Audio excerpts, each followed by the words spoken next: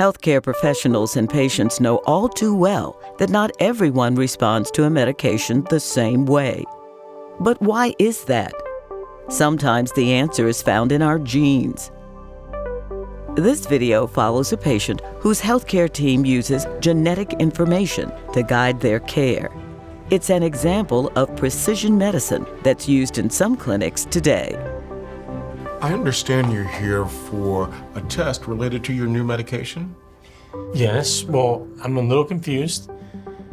I did start taking a new medication after I had a heart attack, and they used a balloon to open up a blocked artery. It's supposed to help keep that from happening again, but now I need to take a test to see if it's working. After your procedure, your doctor put you on standard medications to help prevent a future heart attack or stroke. Let's see.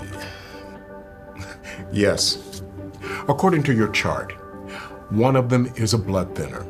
It's a medication that's a good place to start, and it works for many people. You're here so we can make sure it's the best fit for you.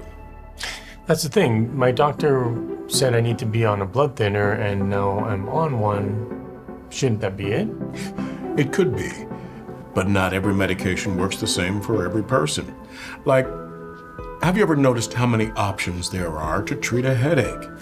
People often have one they prefer because it works best for them with few side effects. It's the same for many medications. Why is that? Well, there's a lot that goes into it. Your lifestyle, age, other medications, and overall medical health all matter. Your genes can play a role too. The first part made sense, but my genes?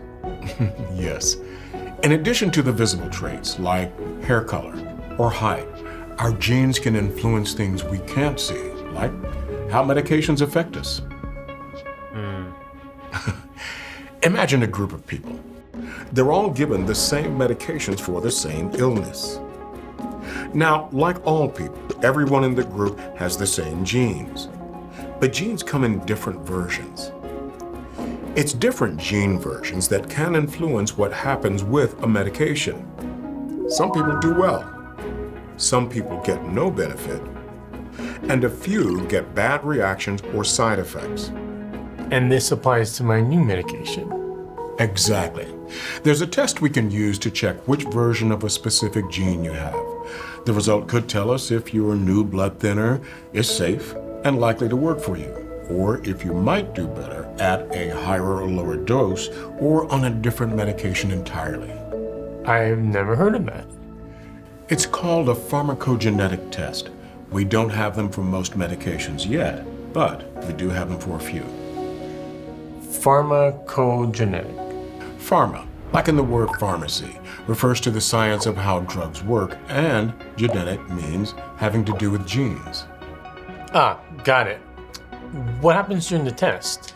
Well, genes are in nearly every cell in your body, including some blood cells. So we draw a small amount of blood and look at one specific gene your body needs to use your medication. We'll check which version of the gene you have and send a report to your doctor. She may decide to adjust your medication. The test result will also be listed in your health records in case it applies to any future medications you need. That sounds great. I'd like to get tested. Great. I'll get the test ordered, and then you can head down to the lab for your blood draw. Well, your test results came back, and they told us the medication you were taking probably wasn't the best fit for you. I spoke with your doctor, and I understand she already switched you to something new. Yes, she did. She did some other tests too. The new medication is working. My numbers look great. I'm happy to hear that. Thank you for watching. This story shows a person's genetics contribute to their medication response. Farmacogenetic tests check for differences that may affect how well a medication works. This video was produced for the All of Us research program to help people visualize how pharmacogenetics could be used in healthcare. At All of Us, we don't treat patients, but we're supporting research that we hope will make more experiences like this possible for all people. To learn more, visit joinallofus.org.